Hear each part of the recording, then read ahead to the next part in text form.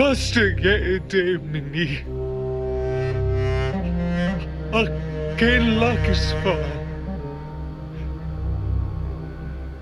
Lehuwe di lakisfa. Atinda wundi ehwe ana art. Koste. Haya. En radafuli. En de van de kom. Kom hier.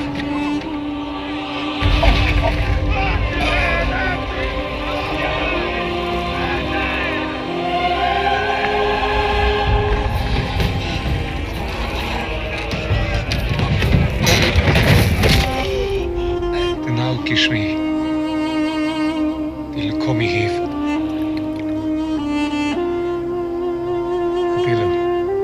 Stay. De nademi. De breitha gadatha. Die hible kom wat rabin die mashle gatayin. Hoe doet de nalle te krani?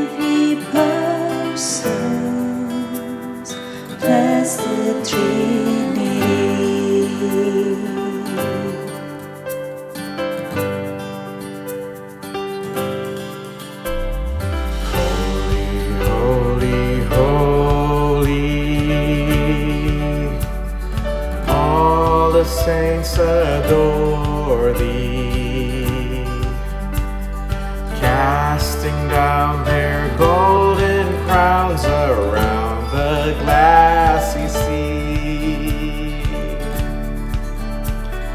Cherubim and seraphim falling down before thee, which word and art and evermore shine.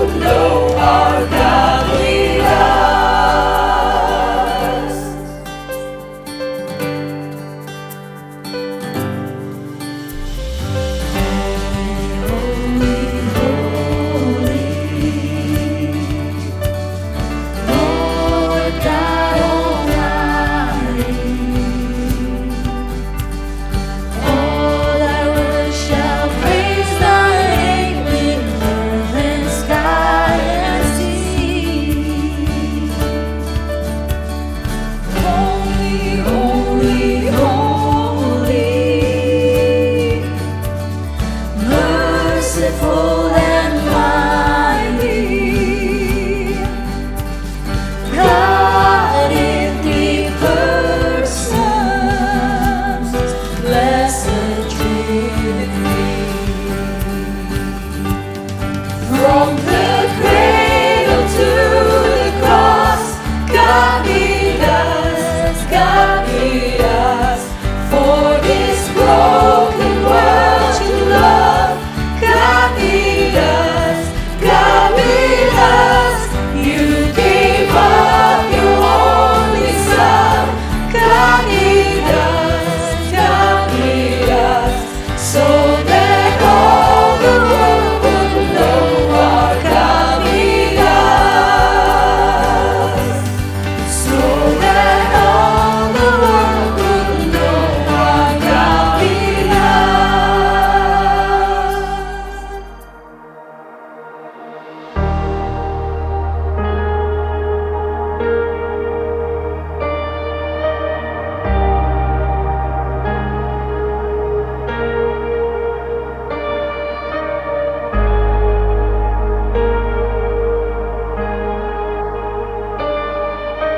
I just wanna speak the name of Jesus over every heart and every mind. 'Cause I know there is peace within your presence. I speak Jesus.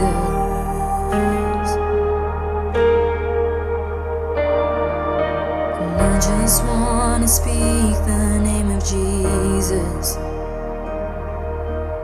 Every dark addiction starts to break, declaring there is hope and there is freedom. I speak Jesus. 'Cause your name is power, your name is healing, your name is life. Break every stronghold, shine through the shadows, burn like a fire. And I just wanna speak the name of Jesus over fear and all anxiety. To every soul held captive by depression, I speak Jesus. Oh, 'cause your name is power, your name is healing, your name is life. Break every stronghold, shine through the shadows, burn like a fire. Your name is power, your name is healing, your name is life, it is life. Break every stronghold, shine through the shadows, burn like a fire.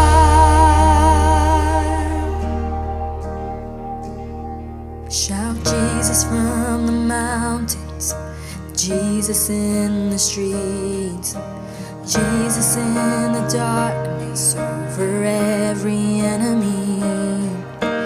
Jesus for my family, I speak the holy name, Jesus. Oh, shout Jesus from the mountains, Jesus in the streets, Jesus in the darkness over every enemy. Jesus for my family, I speak the holy name, Jesus.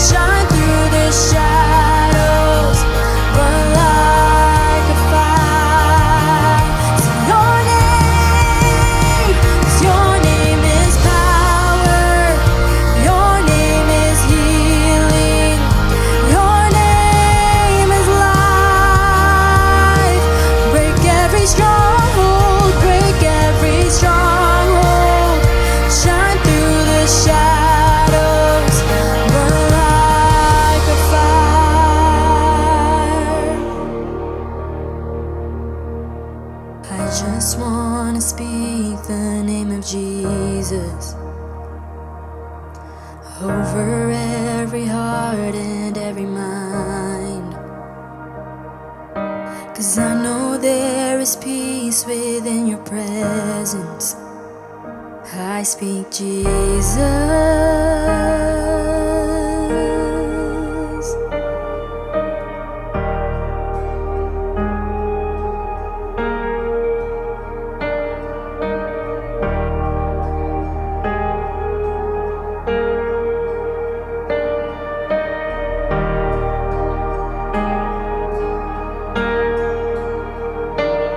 Shout Jesus from the mountains, Jesus in the streets, Jesus in the darkness over every enemy, and Jesus for my family. I speak the holy name, Jesus. Oh,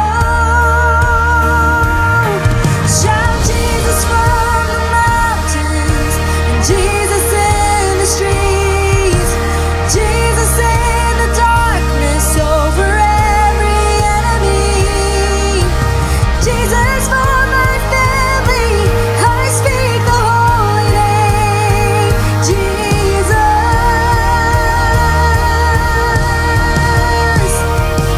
Shout Jesus from the mountains, Jesus in the streets, Jesus in the darkness over every enemy, Jesus for my family.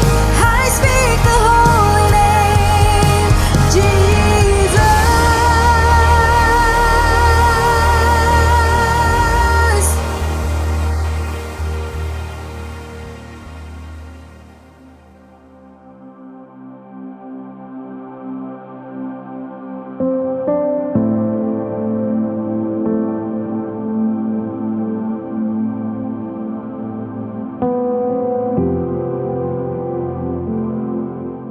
Baik Bapak Ibu, hari ini kita akan melanjutkan topik kedua dari tema bulan April, yaitu tema seputar kematian dan kebangkitan Tuhan Yesus.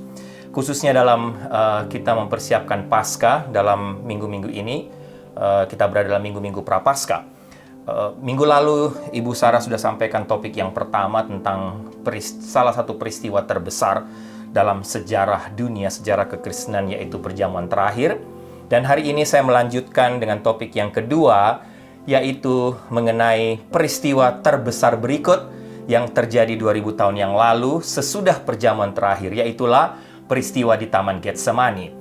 Dasar firman Tuhan hari ini terambil dari Injil Matius pasal 26 ayat 36 sampai 46. Sebelum kita lebih jauh membaca, merenungkan firman Tuhan ini dan belajar dari firman Tuhan hari ini, mari kita tundukkan kepala, kita berdoa.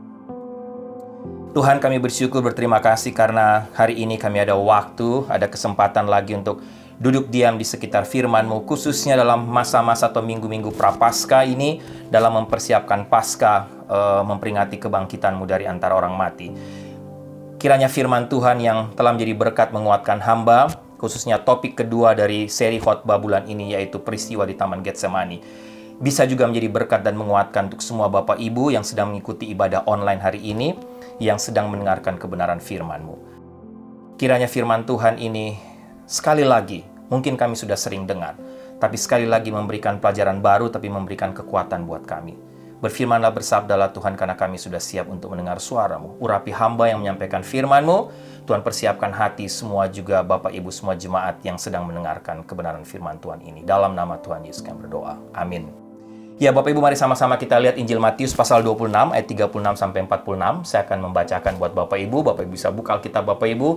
Kita lihat bagian firman Tuhan ini bersama-sama. Injil Matius pasal 26 ayat 36 sampai 46. Lembaga Alkitab Indonesia memberikan tema di Taman Getsemani. Maka sampailah Yesus bersama-sama murid-muridnya ke suatu tempat yang bernama Getsemani.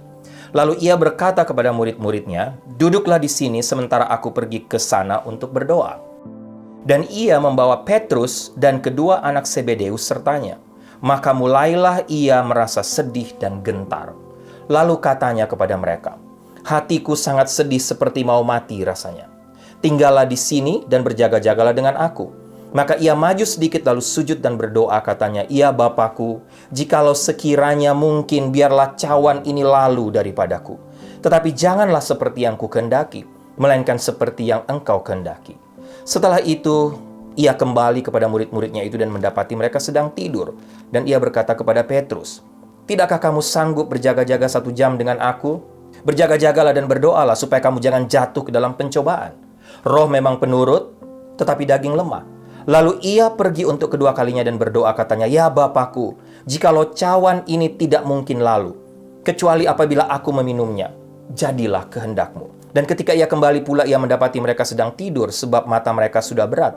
Ia membiarkan mereka di situ lalu pergi dan berdoa untuk ketiga kalinya dan mengucapkan doa yang itu juga. Ayat 45, sesudah itu ia datang kepada murid-muridnya dan berkata kepada mereka, "Tidurlah sekarang dan istirahatlah. Lihat, saatnya sudah tiba bahwa Anak Manusia diserahkan ke tangan orang-orang berdosa." 46, "Bangunlah, marilah kita pergi, Dia yang menyerahkan aku sudah dekat." Bapak Ibu, saya yakin kita semua sudah mengalami yang namanya, atau doa saya tentunya semua Bapak Ibu sudah mengalami apa yang namanya kelahiran kembali. Bapak Ibu sudah pernah menerima Tuhan Yesus sebagai Tuhan dan Juru Selamat. Ada waktu di mana dalam sejarah hidup Bapak Ibu ada satu waktu terjadi titik balik. Bapak Ibu meninggalkan hidup yang lama, Bapak Ibu masuk dalam hidup yang baru. Dan sejak Bapak Ibu dan saya atau kita semua, sejak titik balik itu, sejak kita menerima Tuhan Yesus sebagai Tuhan dan Juru Selamat, saya yakin kita semua Bapak Ibu, termasuk saya, punya pengalaman rohani yang tidak bisa kita lupakan sampai hari ini. Saya nggak tahu Bapak Ibu bisa tulis mungkin 5 list atau 10 list pengalaman rohani apa yang paling berharga, atau pengalaman rohani apa yang tidak bisa Bapak Ibu lupakan selama Bapak Ibu, sejak Bapak Ibu menerima Tuhan Yesus sebagai Tuhan dan Juru Selamat. Tapi saya secara pribadi, ada beberapa pengalaman rohani yang paling berkesan dalam hidup saya Bapak Ibu setelah saya lahir baru, setelah saya putuskan untuk terima Tuhan Yesus sebagai Tuhan dan Juru Selamat. Saya pernah sering cerita kepada Bapak Ibu, saya bertobat, terima Tuhan Yesus kelas 5 SD waktu mengikuti kebaktian kebangunan rohani anak, kebaktian kebangunan rohani Sunday School di KTN di Batu Malang. Bapak Ibu, ada beberapa pengalaman rohani sejak saya bertobat waktu itu. Sudah pasti, waktu pertama kali menerima Tuhan Yesus sebagai Tuhan dan Juru Selamat waktu kelas 5 SD, itulah pengalaman yang tidak bisa saya lupakan. Waktu pertama kali saya membuka hati, sadar bahwa saya orang berdosa, mengaku semua dosa saya di hadapan Tuhan, membuka hati untuk mengundang Tuhan Yesus masuk dalam hati saya. Saya tidak bisa lupakan peristiwa itu, Bapak Ibu. Yang kedua, Bapak Ibu, saya ingat waktu itu saya masih SMA. Waktu pertama kali saya diberikan kesempatan untuk berkhotbah, untuk menyampaikan firman Tuhan di tengah teman-teman saya, teman-teman sebaya, di teman-teman SMA. Waktu itu saya ikut dalam satu persekutuan di Makassar, di Ujung Pandang. Merasa satu kehormatan dari Tuhan, satu anugerah dari Tuhan bisa menyampaikan kebenaran firman Tuhan. Apalagi Bapak Ibu, saya ingat waktu saya mengalami sakit ada batu ginjal sebelum saya masuk dan kuliah di I3, itu tahun 1991 Bapak Ibu. Saya sedang mempersiapkan diri untuk masuk kuliah di I3. Waktu saya sakit Bapak Ibu, 10 hari masuk rumah sakit, saya tidak bisa lupakan waktu itu. Karena itulah masa di mana saya belajar benar-benar bergantung total kepada Tuhan. Karena saya begitu takut pada waktu itu Bapak Ibu. Saya berserah total kepada Tuhan. Disitulah saat di mana saya sadar bahwa saya membutuhkan Tuhan. Dan disitulah saya belajar juga melihat bagaimana Tuhan menjawab doa saya. Waktu papa saya sakit selama 11 tahun, saya juga sudah sering cerita kepada Bapak Ibu. Waktu papa tiba-tiba terkena stroke di usia 49 tahun dan 11 tahun papa harus sakit sampai dia dipanggil Tuhan waktu usia 60 tahun 1997. Bapak Ibu, 11 tahun masa-masa di mana papa saya sakit, itu juga masa yang tidak bisa terlupakan. Masa-masa yang memang sepertinya secara manusia penuh dengan penderitaan, pergumulan karena papa sakit. Tapi saya tidak bisa lupakan, 11 tahun itu juga adalah masa-masa paling berharga dalam masa hidup saya. Khususnya setelah saya menerima Tuhan Yesus sebagai Tuhan dan Juru Selamat. Karena 11 tahun itulah waktu di mana saya benar-benar, bukan hanya saya, tapi adik saya, mama saya, kami satu keluarga, belajar untuk bergantung total kepada Tuhan. Saya tidak bisa lupakan peristiwa itu, Bapak Ibu. Juga apalagi, ada banyak Bapak Ibu. Waktu melayani orang-orang, saya diberi kesempatan untuk melayani atau mengcounseling orang yang mau bertobat, mau terima Tuhan Yesus sebagai Tuhan dan Juru Selamat, Bapak Ibu. Khususnya saya ingat di beberapa kali ya, tapi saya nggak bisa lupa ada salah satu retreat, saya diberi kesempatan untuk melayani satu om yang kira-kira umurnya waktu itu sudah umur 50 tahun. Tapi saya nggak bisa lupa karena saya ingat om itu begitu, sebelum dia mengangkat tangan dan menyerahkan hidupnya untuk Tuhan, membuka hati untuk terima Tuhan Yesus. Begitu sombongnya, begitu angkuhnya, dan katakan saya tidak membutuhkan Tuhan. Saya bisa hidup sendiri. Tapi Bapak Ibu, saya ingat di depan saya, waktu dia sadar dia manusia berdosa. Dia sadar dia membutuhkan Tuhan, dan dia bilang, Ricky, saya mau membuka hati untuk terima Tuhan Yesus sebagai Tuhan dan Juru Selamat saya pribadi. Bapak Ibu, saya lihat bagaimana dia menangis sejadi-jadinya seperti anak kecil. Meneteskan air mata begitu luar biasa karena dia sadar dia manusia berdosa. Bapak Ibu, saya tidak bisa lupakan waktu-waktu di mana saya juga melayani orang yang mau menerima Tuhan Yesus sebagai Tuhan dan Juru Selamat, dan mereka sadar mereka adalah manusia berdosa. Pengalaman tahun yang terakhir Bapak Ibu ya. Bapak Ibu sendiri bisa di rumah, bisa Bapak Ibu buat list pengalaman apa yang tidak bisa Bapak Ibu lupakan, pengalaman apa yang paling berharga dalam hidup Bapak Ibu. Tahun 2008 ketika saya dan Ibu Sarah waktu itu Dara belum lahir, Devi dan Kenneth kami Tuhan bawa untuk melayani di sini. Kami tiba di Amerika tahun 2005. Saya ingat tahun 2008, ketika masa-masa awal pelayanan kami di GMII, ada satu waktu kami, tahun 2008 waktu itu, saya lupa, 2007 sampai 2008 Bapak Ibu. Kami difitnah, kami disalahkan, boleh dikatakan juga merasa dihianati. Mungkin ada waktu kurun 1 tahun Bapak Ibu, saya dan Ibu Sarah tidak ada waktu tidak menangis di rumah. Kami menangis, meneteskan air mata. Tiap-tiap malam kami berlutut di hadapan Tuhan. Tuhan, kenapa ini harus terjadi? Kenapa kami, ya rasanya waktu itu kami tidak berbuat sesuatu yang menyakiti orang lain. Tapi kenapa orang bisa menjelekkan, memfitnah, menceritakan kami di belakang kami, disalahkan, dihianati. Tapi Bapak Ibu, waktu saya rasa menghadapi pergumulan berat waktu tahun 2008 di sini, saya ingat, saya tidak bisa lupa, saya telepon Pak Yesias Palandi. Pak Palandi adalah seorang hamba Tuhan, mentor kami, seorang hamba Tuhan senior yang banyak mendoakan kami untuk kami datang ke Amerika. Saya telepon dia, saya berkatakan, Pak Yesi, saya panggil Pak Yesi, Pak Palandi, rasanya berat sekali pergumulan yang kami hadapi di sini. Baru tahun ketiga Pak Yesi, tapi kayaknya kami nggak tahan. Bapak Ibu, saya nggak bisa lupa kata-kata Pak Yesi, Pak Palandi katakan, Ricky, Sarah, apa yang kalian alami, saya tahu, memang sulit. Tapi pengalaman kalian, apa yang kalian alami, tidak berat. Ricky dan Sarah coba lihat, misionaris-misionaris yang pelayanan di pedalaman, di Afrika, atau di mana saja tempat, yang di tempat-tempat di mana mereka harus menyaksikan, melihat istri mereka dibunuh, anak-anak mereka dibunuh oleh orang-orang setempat karena mereka tidak bisa menerima kedatangan mereka dalam memberitakan Injil. Pak Yesi, Pak Pandi katakan, Ricky, itu pengalaman yang berat. Saya tahu pengalaman kamu sulit, tapi pengalaman kamu tidak berat. Bapak Ibu, saya terpukul waktu itu dan saya berlutut di hadapan Tuhan. Iya ya Tuhan. Dan tiba-tiba Bapak Ibu, saat itu, saya mengingat tentang peristiwa Getsemani. Bahkan peristiwa Bukit Golgota. Tiba-tiba ada suara. Betul, saya katakan dalam hati saya, Pak Yesi, amin, betul apa yang kau sampaikan. Pengalaman saya tidak berat. Apalagi jika dibandingkan dengan Taman Getsemani. Apabila dibandingkan dengan peristiwa Yesus mati tergantung di atas kayu salib di Bukit Golgota. Bapak Ibu, sekali lagi, pengalaman-pengalaman rohani tadi yang saya sudah share sampaikan kepada Bapak Ibu, mengingatkan saya kembali tentang peristiwa ribuan tahun lalu. Khususnya peristiwa di mana Yesus juga difitnah, disalahkan, dihianati. Bahkan dia harus sampai mati di atas kayu salib. Saya mengingat kembali beratnya pergumulan Yesus ketika dia berada di Taman Getsemani. Ketika dia sadar atau dia tahu, karena dia juga Allah yang Maha Tahu.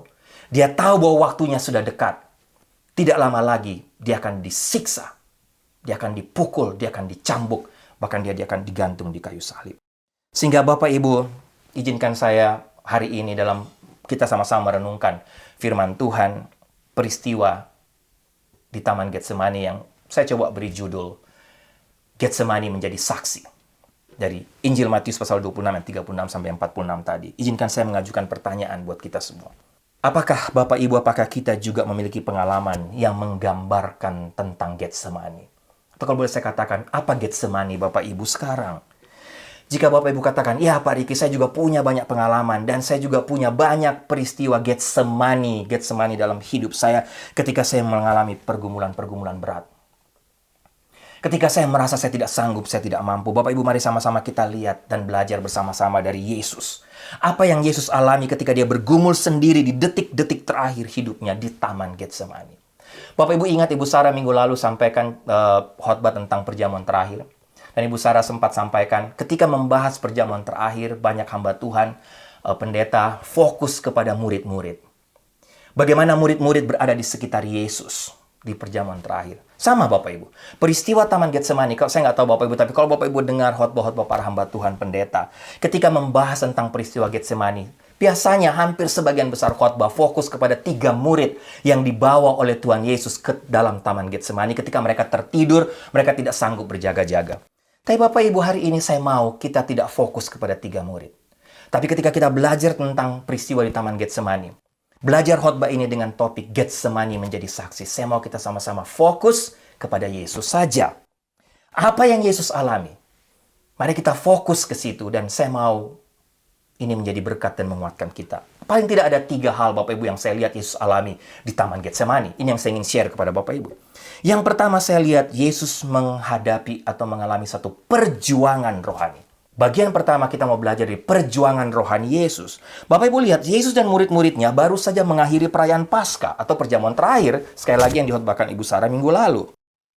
Setelah itu Yesus dan murid-muridnya pergi ke sebuah taman, kita tahu, yang bernama Getsemani. Dalam hatinya dan dalam kemahatauan Yesus pada waktu itu, dia tahu bahwa dia sedang masuk dalam masa-masa penderitaan terberat dalam hidupnya. Dalam cengkraman orang-orang yang sedang berusaha untuk menjatuhkan, bahkan membunuh Yesus. Inilah masa di mana Yesus sedang mendekati maut. Kebencian ahli Taurat dan orang-orang Farisi itu benar-benar nyata di depan umum Bapak Ibu, dan mereka memakai berbagai macam cara. Kita tahu itu. Berbagai macam cara untuk membawa Yesus ke pengadilan. Bahkan membawa Yesus sampai tergantung di atas kayu salib. Setelah pengalaman perjamuan terakhir, Bapak Ibu, ini sedikit cerita, Yesus dan para murid meninggalkan Yerusalem dan pergi ke satu tempat di luar tembok kota. Tempat yang disebut Getsemani. Dan rupanya Tuhan Yesus pada waktu itu tidak tinggal di kota Yerusalem setiap malam. Kenapa? Karena dia tahu dia telah ditolak oleh Yerusalem pada waktu itu. Dan karena itu, Yesus juga tidak pernah tinggal di Yerusalem. Banyak para penafsir memperkirakan bahwa Yesus menghabiskan waktu setiap malam dari minggu terakhir hidupnya di antara 2 tempat. Di Taman Getsemani atau di Betania. Hati Yesus pada waktu itu Bapak Ibu begitu berat ketika dia mendaki ke Bukit Sion menuju Taman Getsemani. Sekali lagi, Yesus tahu apa yang akan terjadi dengan dia dan juga dengan murid-muridnya ketika nanti dia akan ditangkap dan disiksa.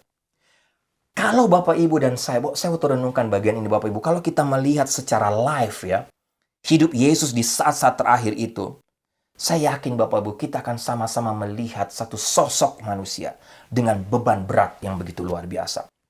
Kita akan melihat Yesus, kalau Bapak Ibu ada waktu atau kita ada kesempatan melihat secara live.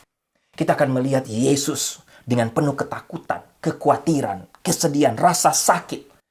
Akan pengkhianatan, depresi mungkin, depresi berat, panik. Dan semua hal yang manusia biasa dapat rasakan ketika melewati lembah maut. Bapak Ibu bayangkan, saya nggak tahu Bapak Ibu mungkin ada yang pernah punya pengalaman. Atau kita sering mendengar keluarga, orang, teman kita. Yang dokter memvonis bahwa hidupnya tinggal 2 bulan lagi, tinggal 6 bulan lagi, tinggal setahun lagi. Bapak Ibu bisa bayangkan bagaimana kita atau Bapak Ibu ketika Bapak Ibu mengalami peristiwa diberitahu dokter. Dan Bapak Ibu tahu bahwa hidup Bapak Ibu tinggal sesaat. Itulah yang terjadi pada Yesus. Bapak Ibu, saya yakin kalau kita mengalami hal itu, betapa takutnya kita, betapa paniknya kita. Yesus membawa 3 murid terdekatnya ke Taman Getsemani pada waktu itu, dan ketiga murid ini merupakan murid terdekat bagi Yesus. Teman untuk berbagi, kita tahu, Petrus, Yohanes, dan Yakobus. Bapak Ibu, kalau Bapak Ibu lihat cerita sebelumnya, khususnya tentang ketiga murid ini, mereka bertiga bersama-sama Yesus bersama Yesus dalam beberapa peristiwa. Ketiga murid ini bersama-sama Yesus ketika Tuhan Yesus membangkitkan anak perempuan Yairus. Kita tahu ceritanya. Mereka bertiga juga bersama Yesus ketika terjadi transfigurasi di atas bukit antara Yesus, Musa, dan Elia. Bahkan dalam Matius pasal 26, sekali lagi, mereka bersama-sama dengan Yesus di masa-masa terakhir Yesus di Taman Getsemani. Sehingga seorang penulis Kristen dan pemimpin Kristen bernama Dr. Campbell Morgan, mengatakan bahwa ketiga peristiwa yang dimana ketiga murid Yesus itu hadir, sebenarnya ketiga peristiwa itu ada hubungannya tidak bisa dilepaskan dengan kematian Yesus. Kenapa? Contoh, di rumah Yairus, Yesus membuktikan dirinya menang atas kematian. Di atas gunung transfigurasi kita melihat gambaran tentang Yesus yang dimuliakan melalui kematian. Nah, di Taman Getsemani ini kita melihat bahwa Yesus diserahkan kepada kematian. Lihat, 3 peristiwa di mana ketiga murid terdekat Yesus ini ada bersama-sama dengan Yesus. Semua berbicara tentang kematian Yesus. Sehingga Bapak Ibu lihat selanjutnya juga, ya. Yakobus, rasul pertama yang mati dari semua rasul karena mengikut Yesus. Yohanes yang paling terakhir, Yakobus paling pertama mati dari para rasul. Yohanes yang paling terakhir mati. Dan Petrus mengalami penganiayaan paling hebat dan akhirnya disalibkan. Bapak Ibu lihat ketiga pelajaran ketika mereka bersama-sama dengan Yesus. Itu bersentuhan langsung bagi kehidupan mereka sendiri secara pribadi. Untuk mempersiapkan mereka untuk mengalami hal yang sama. Mengalami mereka untuk menghadapi pergumulan-pergumulan atau perjuangan berat dalam pelayanan hidup mereka. Nah Bapak Ibu lihat, sekarang kita kembali. Yesus adalah anak Allah. Dan dia tahu betul bahwa dia akan dibangkitkan dari kematian. I know, dia tahu bahwa dia akan bangkit dari antara orang mati. Tapi ketika di Taman Getsemani, jiwa Yesus, jiwanya mengalami penderitaan ketika dia tahu dia mengantisipasi apa yang sedang berada di hadapannya. Dalam beberapa jam ke depan, Yesus tahu bahwa dia akan dipermalukan. Dia akan dilecehkan, dia akan menderita rasa malu. Bahkan dia akan dicambuk, dia akan dipaku di atas kayu salib. Tapi penderitaan yang lebih lagi adalah bahwa Yesus tahu bahwa kepadanya akan ditimpakan dosa Bapak, Ibu, dan saya. Dosa seluruh umat manusia.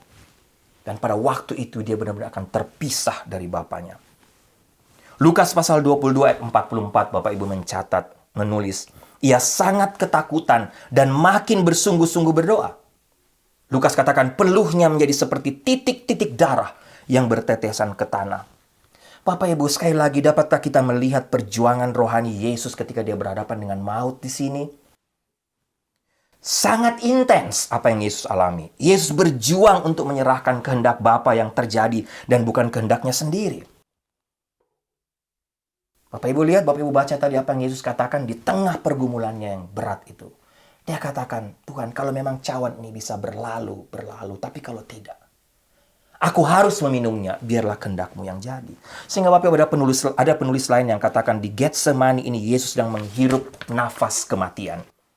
Bayangkan, mati dalam usia muda 33 tahun dan paling menyedihkan adalah Yesus akhirnya harus mati di atas kayu salib sebagai kematian yang paling rendah, paling hina, paling sadis yang hanya disediakan bagi penjahat kelas kakap pada waktu itu. Di Taman Getsemani, Yesus mengalami pergumulan terbesar. Dia tidak sedang berakting, Bapak Ibu. Jangan lupa, Yesus sedang tidak berakting di sini. Ini adalah perjuangan berat. Keselamatan dunia benar-benar berada di pundak Yesus di Taman Getsemani pada waktu itu. Keputusan Yesus untuk terus maju akan mempengaruhi keselamatan seluruh umat manusia. Yesus bergulat dengan musuh yang tidak kelihatan oleh kasat mata. Siapa? Setan. Itulah iblis, setan. Setan menawarkan kepada Yesus kerajaan dunia kalau Yesus mau menyembahnya. Tapi harus kehilangan jalan salib tentunya. Sehingga Bapak Ibu, Lukas memberitahu kepada kita bahwa setan dalam bagian yang lain. Lukas memberitahu kita bahwa setan memang meninggalkan Yesus selama 1 musim. Pertanyaannya, kapan setan kembali? Ketika setan datang kepada Yesus di padang gurun sebelum dia memulai pelayanannya. Dikatakan memang setan sepertinya berhenti. Kapan setan kembali? Setan kembali pada akhir pelayanan Yesus di Taman Getsemani untuk membuat Yesus menghindari salib. Itulah sebabnya Yesus berjuang. Bapak Ibu menarik, kata dalam penderitaan dalam bagian firman Tuhan ini berasal dari 2 kata Yunani yang dipakai untuk menggambarkan satu konflik batin yang sangat nyata. Konflik antara 2 kekuatan besar. Saking beratnya perjuangan itu, saking beratnya konflik batin itu, Bapak Ibu. Yesus berkeringat, kata firman Tuhan, seperti titik-titik darah yang jatuh ke tanah. Terminologi Yunani di sini adalah, bicara soal titik-titik darah, kata Yunani yang dipakai adalah Hosei Tromboi Hainatos. Sekali lagi, Hosei Tromboi Hainatos. Itu adalah satu istilah yang digunakan untuk menggambarkan satu darah beku yang kental. Bapak Ibu ingat siapa Lukas? Lukas sangat familiar dengan dunia medis. Sekali lagi, istilah ini menggambarkan darah beku yang kental. Saya tidak tahu bagaimana menjelaskannya, Bapak Ibu. Tapi ada satu fenomena fisik yang sangat langka yang dikenal sebagai hematidrosis dalam dunia medis, dalam dunia kedokteran. Inilah satu kondisi di mana di bawah tekanan emosional, di bawah tekanan atau konflik batin, secara emosi yang besar, dunia medis katakan pembuluh-pembuluh darah kecil kita bisa pecah di kelenjar keringat dan menghasilkan campuran darah dan keringat ketika kita mencucurkan keringat, ketika kita sedang bergumul dalam satu pergumulan yang sangat-sangat berat. Bapak Ibu, tapi yang pertama saya lihat peristiwa di Taman Getsemani. Getsemani menjadi saksi melihat langsung perjuangan rohani Yesus yang sangat-sangat berat. Dari bagian yang pertama ini paling tidak ada dua aplikasi untuk kita Bapak Ibu. Ya. Yang pertama saya lihat, aplikasi pertama. Seberapa berat pergumulan Bapak Ibu hari ini? Seperti yang saya saksikan tadi, kalau saya ingat pergumulan saya terberat dalam hidup saya sejak saya terima Tuhan Yesus sebagai Tuhan dan Juru Selamat. Saya tidak bisa lupa apa yang Pak Palandi sampaikan kepada saya. Ricky, mungkin pengalaman yang kamu alami sulit, tapi tidak berat. Apalagi kalau mau dibandingkan dengan pergumulan Yesus di Taman Getsemani, Bapak Ibu, saya rasa tidak ada bandingannya. Apa pergumulan Bapak Ibu? Mungkin tidak berat, mungkin sulit, tapi tidak berat. Apalagi coba Bapak Ibu bandingkan dengan apa yang Yesus alami di Taman Getsemani. Sehingga ada satu quote yang mengatakan, pergumulan dan pelayanan kita hari ini belum sampai mencucurkan darah. Saya nggak tahu kalau ada sudah di antara Bapak Ibu yang sudah melayani Tuhan, atau mungkin ada para hamba Tuhan yang dengar khotbah ini, atau Bapak Ibu yang sudah aktif melayani. Pernah Bapak Ibu sampai mencucurkan darah pelayanan Bapak Ibu? Lihat para anak Tuhan di Ukraine. Saya yakin para tentara-tentara Ukraine, atau mungkin bukan tentara, tapi ada anak Tuhan yang berjuang di Ukraine. Saya yakin pergumulan mereka sampai mencucurkan darah. Tapi Bapak Ibu jangan lupa, anak-anak Tuhan di Ukraine itu pun darah yang keluar sama sekali tidak sepadan dengan apa yang Yesus alami. Mereka berdarah mungkin karena tembusan peluru. Tapi jangan lupa Yesus berdarah. Peluhnya berdarah karena tekanan dan perjuangan rohani yang begitu berat. Karena dia tahu dia akan mengalami siksaan yang berat. Dan akan tergantung di atas kayu salib. Untuk apa? Untuk siapa? Untuk kita semua. Untuk Bapak, Ibu, dan saya. Dia mati untuk menebus dosa kita. Karena ada Yesus yang tergantung di atas kayu salib sehingga Bapak, Ibu, dan saya bisa mendapatkan hidup kekal. Bapak, Ibu, saya punya dua pengalaman paling tidak ingin saya share. Pengalaman pertama ketika saya benar-benar takut. Ingat saya cerita awal tadi waktu tahun 91. Saya harus terkapar 10 hari di rumah sakit karena ada batu ginjal saya. Bapak, Ibu, waktu itu dokter bilang, kamu harus dioperasi untuk keluarkan ini. Bapak, Ibu, saya malam itu saya nggak bisa lupa. Saya ketakutan begitu luar biasa. Saya pikir saya sudah mau mati rasanya. Apalagi waktu saya harus difoto, Bapak Ibu, ginjal saya harus difoto. Saya ditusuk di kiri, tusuk di kanan untuk masukkan cairan ke dalam tubuh saya. Satu waktu dokter atau saya nggak tahu dokter atau ya tenaga medis sudah pasti di ruang mau foto itu dia tusuk Bapak Ibu memasukkan darah, masuk cairan dalam tubuh saya. Itu nggak bisa masuk Bapak Ibu dan terjadi gelembung yang sangat besar di tangan saya. Saya waktu itu rasa ini mungkin habis waktunya mati Bapak. Takut luar biasa. Pengalaman kedua Bapak Ibu, ketika satu waktu saya diminta untuk memimpin pujian, jadi worship leader di salah satu gereja di Indonesia. Di tengah memimpin, Bapak Ibu lagi mimpin semangat-semangatnya memimpin pujian dan penyembahan. Tiba-tiba saya taruh tangan saya di muka saya. Bapak Ibu, saya lihat kok penuh darah. Bapak Ibu, saya kaget. Saya tiba-tiba ingat, ini mungkin pengalaman atau pelayanan sudah mencucurkan darah. Ternyata Bapak Ibu saya cek, ya ampun, jerawat saya yang pecah Bapak Ibu. Pelayanan saya waktu itu memang sudah sampai mencucurkan darah, tapi darah jerawat. Waktu itu saya banyak jerawat, Bapak Ibu. Sampai sekarang juga kalau Bapak Ibu lihat masih ada tanda. Tapi Yesus, darah yang keluar dari tubuh Yesus, itulah darah karena penderitaan perjuangan. Darahnya tidak saja keluar dalam cucuran keringat di Taman Getsemani, tapi darah Yesus tercurah sampai dia tergantung di atas kayu salib. Untuk kita, untuk saya, untuk Bapak Ibu, supaya kita bisa selamat. Aplikasi pertama dari bagian yang pertama ini, apa pergumulan Bapak Ibu? Datang kepada Yesus. Yesus pun mengalami pergumulan yang sama. Yang kedua Bapak Ibu, pengalaman kedua, jangan pernah lupa. Ingat khotbah saya beberapa minggu lalu tentang setan? Setan tidak pernah berhenti bekerja. Sejak Taman Eden, sejak Taman Getsemani, sampai hari ini, sampai detik ini Bapak Ibu, setan terus bekerja untuk menjatuhkan kita semua. Untuk menggagalkan panggilan dan tujuan Tuhan dalam hidup kita masing-masing, dalam keluarga kita, dalam gereja kita. Bapak Ibu lihat sekarang, kalau Bapak Ibu itu mengikuti perkembangan gereja sekarang, Bapak Ibu lihat begitu banyak hamba Tuhan, banyak tokoh-tokoh Kristen. Kalau yang tinggal di Amerika, lihat bagaimana begitu banyak para worship leader, penyanyi-penyanyi Kristen yang dipakai Tuhan begitu luar biasa, diurapi Tuhan, yang lagu-lagunya banyak didengarkan oleh gereja, oleh kita sampai sekarang. Kenapa mereka bisa jatuh? Kenapa ada begitu banyak gereja yang hancur, Bapak Ibu? Sekali lagi, setan berusaha untuk menggagalkan panggilan kita, untuk menggagalkan panggilan gereja. Tapi Bapak Ibu, sekali lagi dari bagian firman Tuhan, jangan takut. Yesus telah memenangkan perjuangan rohani terberat di Taman Getsemani. Bahkan dia sampai di atas kayu salib. Yesus telah memenangkan pergulatan dia dengan setan. Sehingga Bapak, Ibu, dan saya yang percaya akan namanya pun akan mendapatkan kekuatan untuk menang dari segala pergumulan berat yang sedang Bapak Ibu alami sekarang. Khususnya pergumulan-pergumulan yang dimana setan berusaha untuk membuat Bapak Ibu putus asa, membuat Bapak Ibu katakan, saya tidak mau percaya Tuhan lagi. Terlalu berat. Bapak Ibu, jangan mau dengarkan suara setan. Bapak Ibu lebih dari pemenang. Bapak Ibu dapatkan, Yesus sudah memenangkan pertempuran itu, sehingga Bapak Ibu yang percaya kepada Yesus juga sanggup untuk memenangkan pertempuran itu. Bapak Ibu, yang pertama, perjuangan Yesus. Lihat, Getsemani menjadi saksi perjuangan Yesus. Perjuangan rohani Yesus. Yang kedua, di Taman Getsemani kita tidak hanya melihat perjuangan Yesus, tapi kita juga melihat penyerahan total Yesus. Yang pertama kita lihat perjuangan rohani Yesus, yang kedua kita lihat penyerahan total Yesus. Perjuangan di Getsemani adalah sebuah kontes yang lahir karena penyerahan diri kepada kehendak Bapa, kehendak Tuhan. Penyerahan diri total kepada kehendak Bapa, kepada jalan Tuhan. Bapak Ibu, Yesus berkata suatu kali ketika dia dan murid-muridnya berbicara di sumur Yakub. Yesus katakan apa? Dagingku adalah melakukan kehendak dia yang mengutus aku dan menyelesaikan pekerjaannya. Pada kesempatan lain ketika Yesus dan para murid berada di Kapernaum, Yesus juga berkata hal yang sama. Yesus katakan apa? Sebab aku turun dari sorga, bukan untuk melakukan kehendakku sendiri, tapi kehendak dia yang mengutus aku. Sebelumnya dalam pelayanan di Yerusalem, Yesus juga berkata hal yang sama. Aku sendiri tidak dapat berbuat apa-apa. Seperti yang aku dengar, aku menghakimi dan penilaianku adil. Karena aku tidak mencari kehendakku sendiri, tapi kehendak Bapa yang telah mengutus aku. Bapak Ibu lihat, seluruh kehidupan Yesus adalah kehidupan yang penuh penyerahan. Itulah penyerahan diri secara total kepada kehendak Bapanya, kehendak Bapa sorgawi.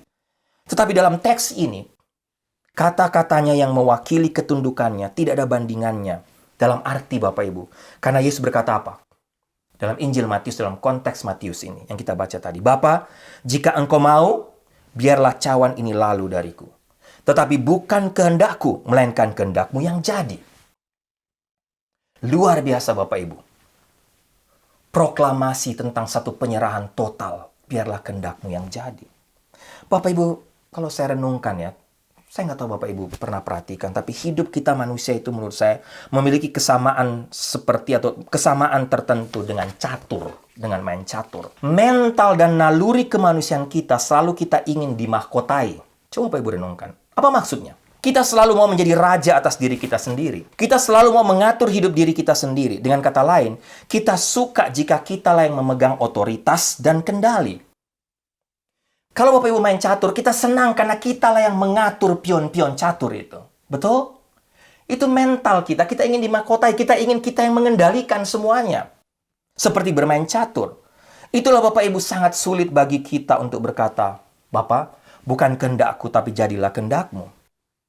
Kita perlu menaklukkan keinginan keras kepala kita dan kehilangan keinginan kita sendiri Bapak Ibu. Demi melakukan kehendak Bapa Sorgawi kita. Belajar dari Yesus. Belajar dari peristiwa Taman Getsemani. Dia mengalami perjuangan berat. Tapi dia juga membuktikan penyerahan total. Dengan berkata, Bapa biarlah kehendakmu yang jadi. Aplikasi untuk Bapak Ibu dan saya dari bagian yang kedua ini adalah belajar dari Yesus. Seringkali pergumulan dan kesulitan hidup yang kita alami terasa semakin berat. Saya renungkan secara pribadi bagian ini Bapak Ibu. Karena itu yang saya alami juga. Kesulitan hidup, pergumulan hidup yang saya atau kita alami terasa semakin berat. Karena kita mau menjadi pengendalinya. Kita mau kita yang pegang papan catur, poin caturnya. Kita mau apa yang kita kehendaki yang terjadi bukan kehendak Allah. Kita selalu mau menjadi pemain caturnya, bukan menjadi pion caturnya. Berkali-kali dalam hidup dan pelayanan saya, Bapak Ibu, saya lagi dari hidup saya sendiri. Ketika saya merasa beban ini terlalu berat untuk saya, yang bisa saya lakukan adalah mengubah cara berpikir saya. Tidak lagi mau jadi pemain catur, tapi menjadi caturnya. Apa itu? Saya belajar untuk berlutut di hadapan Tuhan dan berserah. Ketika saya menghadapi pergumulan diri sendiri, pergumulan keluarga, anak-anak, pergumulan dalam pelayanan, semua pergumulan itu terasa semakin berat ketika saya mau kehendak saya yang jadi. Apa yang saya inginkan yang harusnya Tuhan buat, Tuhan lakukan. Bapak Ibu, saya sudah selalu ceritakan pengalaman ini, tapi saya selalu ulang karena ini pengalaman juga yang memberi pelajaran terpenting dalam hidup saya. Khususnya pelajaran tentang penyerahan total di hadapan Tuhan. Pelajaran tentang kedaulatan Tuhan dan siapakah yang harusnya menjadi raja dalam hidup saya. Diri saya kah?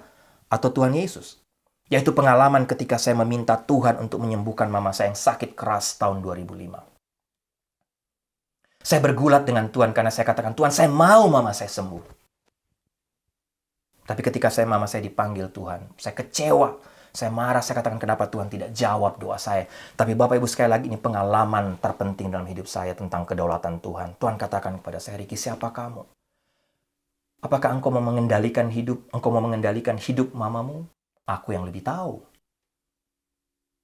Mungkin kamu rasa sembuh adalah yang terbaik, tapi aku tahu yang jauh lebih baik. Bapak Ibu, saya belajar benar-benar takluk di bawah kaki Tuhan, berserah. Menaklukkan diri saya di hadapan Tuhan, berlutut dan katakan, ya Tuhan, betul. Siapa saya? Bukan kehendak saya yang harus jadi, tapi kehendak-Mu. Bapak Ibu, perjuangan rohani Yesus yang begitu berat, kita belajar. Penyerahan total dari Yesus. Yang ketiga, yang terakhir, saya belajar hal yang ketiga. Getsemani juga menjadi saksi tentang kekuatan supranatural Yesus. Dalam Injil Lukas, dalam bagian yang lain Alkitab mencatat bahwa setelah pengalaman di Getsemani, Lukas 22 ayat 43, dikatakan maka seorang malaikat dari langit menampakkan diri kepada Yesus untuk memberi kekuatan kepadanya. Dalam Alkitab kita membaca beberapa kesempatan di mana para malaikat melayani Tuhan Yesus. Benar? Alkitab mengatakan bahwa para malaikat adalah roh-roh yang melayani. Tugas mereka adalah apa? Diutus untuk melayani mereka yang akan menjadi pewaris keselamatan. Itulah kita semua. Malaikat diutus untuk melayani Yesus, juga Bapak Ibu dan saya. Bapak Ibu, jika Bapak Ibu seorang Kristen, penting untuk kita mengetahui bahwa malaikat adalah salah satu sumber yang Tuhan sediakan bagi kita untuk mendorong, menguatkan kita dalam perjuangan hidup atau perjalanan hidup kita sehari-hari. Saya nggak tahu Bapak Ibu mengerti kebenaran ini atau tidak. Tapi jangan lupa, malaikat itu dipilih Tuhan, diutus Tuhan juga untuk menolong Bapak Ibu. Untuk menguatkan Bapak Ibu dan saya dalam perjalanan hidup kita. Kadang Bapak Ibu, karena kita tidak tahu fakta ini, bahwa Allah menyediakan pertolongan bagi kita bahkan melalui para malaikatnya, maka kita menderita sendirian. Dan kadang kehilangan pengharapan karena kita tidak mengetahui kebenaran ini. Sehingga kita merasa berjuang sendiri. Bapak saya juga tidak mau terlalu ekstrim seperti pengajaran-pengajaran yang lain yang mengatakan bahwa karena malaikat itu diutus untuk melayani kita, sehingga kita bisa memerintah malaikat. Bapak Ibu, saya rasa tidak se-ekstrim itu. Tapi yang pasti, saya tidak tahu Bapak Ibu apakah kita bisa memerintahkan malaikat. Karena saya tahu ada beberapa aliran yang kata kita bisa perintah malaikat. Malaikat sembuhkan ini, malaikat lakukan ini. Tapi paling tidak malaikat diberikan Tuhan untuk menolong kita Bapak Ibu, menguatkan kita. Bagaimana kita berjuang sendiri dan gagal Bapak Ibu, karena kita tidak tahu semua sumber daya yang Tuhan berikan bagi kita untuk melewati masa sulit. Sehingga Bapak Ibu, sekali lagi, kadang-kala kita merasa berjuang sendiri dan akhirnya kita gagal karena kita tidak tahu bahwa kita punya sumber daya yang Tuhan berikan untuk kita. Saya secara pribadi, doa saya setiap bangun pagi Bapak Ibu, doa saya setiap kali berdoa untuk anak-anak mau pergi sekolah, doa saya setiap malam sebelum tidur, tiap kali mau jalan kemanapun Bapak Ibu, kalau mau drive, kemana saja. Bapak Ibu yang sering drive atau sering ikut dengan kami, Bapak Ibu tahu, tiap kali sebelum jalan berdoa. Selama masa-masa COVID 2 tahun ini Bapak Ibu, sama. Doa saya, mau naik pesawat juga, takut naik pesawat, doa saya sama. Anak-anak sering tertawa kepada saya karena doa saya selalu sama. Mau pagi, berdoa untuk anak-anak sekolah, tidur malam, selama COVID, doa saya apa? Tuhan, kirimkanlah malaikat-Mu untuk menjaga kami. Untuk melindungi kami. Sehingga kami terjaga dari hal-hal yang jahat. Kami terjaga, dilindungi dari kecelakaan dan mara bahaya. Itu selalu doa dalam tidur malam, bangun pagi, semua. Bapak Ibu, kadang-kadang kita tidak mengerti semua sumber daya yang tersedia bagi kita sekali lagi dalam Kristus, dalam Tuhan Yesus. Itu yang membuat kita takut dan panik. Jangan lupa, sekali lagi, kita punya malaikat untuk membantu kita melalui pengalaman-pengalaman rohani kita. Kita belajar dari peristiwa Getsemani. Bapak Ibu, Yesus juga ketika dia mengalami pergumulan berat, Allah Tuhan mengirimkan malaikat. Tuhan Yesus Kristus sendiri dikuatkan oleh para malaikat. Dia mendapatkan kekuatan sehingga akhirnya Yesus memiliki keberanian untuk menghadapi orang yang akan mengkhianatinya. Itulah yang membuat Yesus siap dan kuat menghadapi siksaan tentara Romawi dan siap menerima paku, tangannya kakinya dipaku di atas kayu salib. Sehingga Bapak Ibu, dalam Matius 26 tadi ayat 45-46 Yesus berkata kepada muridnya, menarik. Sesudah itu ia datang kepada muridnya dan berkata kepada mereka, tidurlah sekarang dan istirahatlah. Lihat, saatnya tiba bahwa anak manusia diserahkan ke tangan orang-orang berdosa. Bangunlah, marilah kita pergi, dia yang menyerahkan aku sudah dekat. Bapak Ibu lihat dari kata-kata terakhir ayat 45-46, semacam ada kekuatan supranatural. Karena Yesus tahu, dia siap karena dia tahu Bapaknya menyertai dia. Para malaikat menyertai dia. Sehingga Bapak Ibu kesimpulan dari bagian ini Bapak Ibu, jangan lupa belajar dari peristiwa di Taman Getsemani. Getsemani sendiri menjadi saksi tentang perjuangan rohani Yesus yang sangat berat. Penyerahan total Yesus kepada kehendak Bapa di sorga. Dan kekuatan supranatural yang Yesus alami, yang Yesus dapatkan dari Bapaknya sendiri. Marilah kita menghadapi hidup dalam keadaan paling buruk sekalipun Bapak Ibu, dan percaya bahwa Tuhan akan mengirimkan seorang malaikat untuk menolong kita. Kita dapat memintanya dalam doa-doa kita tiap hari seperti yang saya share kepada Bapak Ibu. Dalam doa kita berlutut di hadapan Tuhan sehingga kita bisa berdiri tegak di dunia ini ketika kita menghadapi pergumulan masa-masa sulit. Ada kata-kata penuh hikmat yang saya pernah baca Bapak Ibu. Dalam doa manusia masuk sorga agar ia dapat menghadapi pertempuran di bumi. Sekali lagi, bijak, kata-kata yang penuh hikmat. Dalam doa manusia bisa masuk sorga agar ia dapat menghadapi pertempuran di bumi. Bapak Ibu yang saya kasih dalam Tuhan Yesus, saya mau tutup khotbah saya dengan satu artikel yang saya baca, Bapak Ibu. Satu artikel yang saya baca yang berjudul, khususnya di ChristianityToday.com, yang berjudul, yang diterjemahkan dalam bahasa Indonesia, pandemi yang terjadi seharusnya membuat kita rendah hati dan tetap giat. Saya baca saja Bapak Ibu, mungkin ada yang pernah baca. Ditulis oleh seorang penulis yang bernama N.T. Wright. N.T. Wright katakan, kita tidak bisa tahu dengan pasti mengapa hal ini terjadi atau bagaimana cara menghentikannya. Dia bicara soal pandemi. Tetapi Alkitab menyerukan agar kita berduka bersama Roh Allah dan mulai saling melayani sesama kita. Di antara laporan-laporan berita yang tiada henti, wawancara dengan para ahli kesehatan masyarakat serta para pakar yang mengeluarkan pro dan kontra mengenai berbagai strategi pemberantasan penyakit, kita hampir tidak pernah kehilangan informasi dan perspektif tentang COVID-19. Tapi masih ada banyak pertanyaan yang kita gumuli untuk dijawab dengan keyakinan penuh. Bahkan mungkin kita tidak akan menemukan jawabannya. Mengapa ini terjadi? Mengapa pandemi COVID-19 ini terjadi? Apa yang harus kita lakukan dalam menanggapinya? Menarik, N.T. Wright katakan, dan di mana Allah di dalam semua peristiwa ini? Dalam buku Allah dan Pandemi, N.T. Wright juga menulis satu refleksi Kristiani tentang virus corona dan akibatnya. Dia seorang teolog, dia seorang penulis. Dia katakan apa Bapak Ibu? Di tengah kebingungan dan ketidakpastian ini, tidak ada lain yang dapat kita lakukan selain berlutut di hadapan Tuhan. Dia katakan, kekristenan tidak memberikan jawaban tentang virus corona, dan memang tidak seharusnya. Yang ingin saya katakan adalah bahwa hal ini mengarahkan kita kepada satu kondisi, satu posisi di mana tidak ada lain yang bisa kita lakukan selain kita berdoa, kita berlutut di hadapan Tuhan. Karena kita tidak bisa berbuat yang lain. Sehingga Bapak Ibu, dengan kata lain, saya setuju. N.T. Wright ingin katakan kepada kita, di tengah pergumulan apapun yang kita hadapi, termasuk di tengah pandemi ini, apa saja pergumulan berat Bapak Ibu hadapi, rendah hatilah, berserahlah, dan berlutut di hadapan Tuhan. Ini kuncinya. Mari kita tundukkan kepala, kita berdoa. Tuhan, Hamba bersyukur, berterima kasih untuk kebenaran firman Tuhan, belajar dari peristiwa Taman Getsemani. Ketika kami belajar di mana Getsemani sendiri menjadi saksi tentang perjuangan-Mu yang begitu berat, penyerahan total-Mu kepada kehendak Bapa di sorga, dan bagaimana Engkau mendapatkan kekuatan supranatural dari Tuhan. Kiranya bagian firman Tuhan ini juga menjadi pelajaran penting buat kami yang hidup di tengah dunia ini. Pergumulan apapun yang sedang kami alami, pergumulan terberat apapun yang mungkin sedang dialami oleh semua Bapak Ibu yang sedang mendengarkan firman Tuhan ini, ingatkan kepada mereka bahwa yang bisa kami atau kita lakukan adalah berserah berlutut di hadapan Tuhan dan meminta kekuatan supranatural dari Tuhan. Seperti Yesus, ketika Yesus pun menghadapi atau mendapatkan kemenangan bersama dengan Tuhan.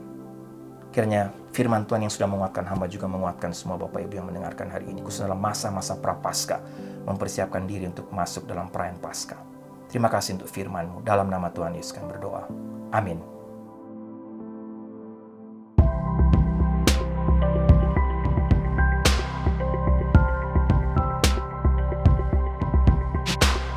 Baik Bapak Ibu, doa saya kita semua diberkati dan mendapatkan kekuatan lagi dari kebenaran firman Tuhan yang saya sharekan kepada Bapak Ibu hari ini, yang sudah menjadi berkat terlebih dahulu buat saya, khususnya ketika kita belajar tentang apa yang Yesus alami di Taman Getsemani.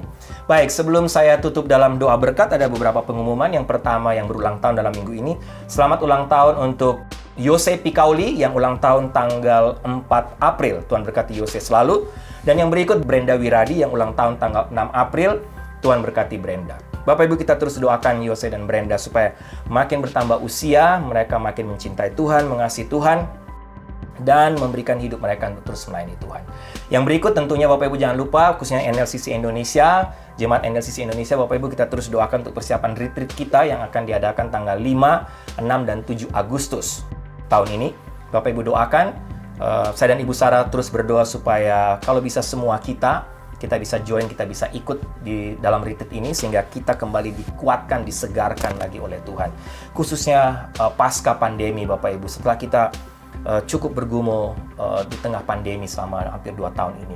Doa saya di retreat ini kita kembali diberikan kekuatan baru oleh Tuhan. Jemaat yang kekasih, tundukkanlah kepalamu, arahkanlah hatimu kepada Tuhan dan terimalah berkat Tuhan.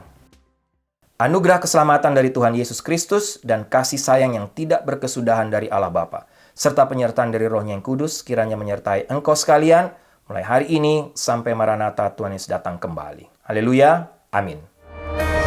I just wanna speak the name of Jesus over fear and all anxiety, to every soul held captive by depression. I speak Jesus.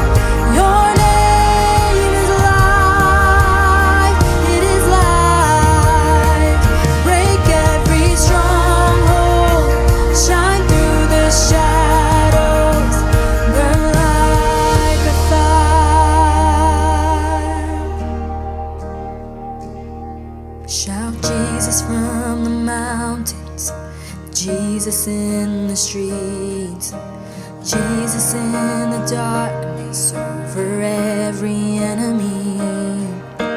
Jesus for my family, I speak the holy name, Jesus.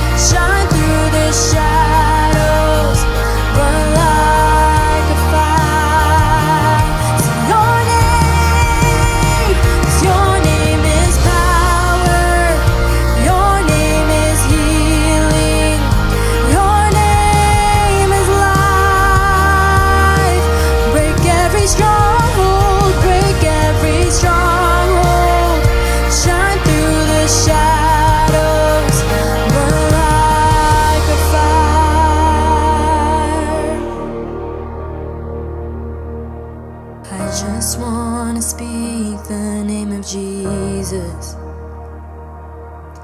over every heart and every mind. 'Cause I know there is peace within your presence. I speak Jesus.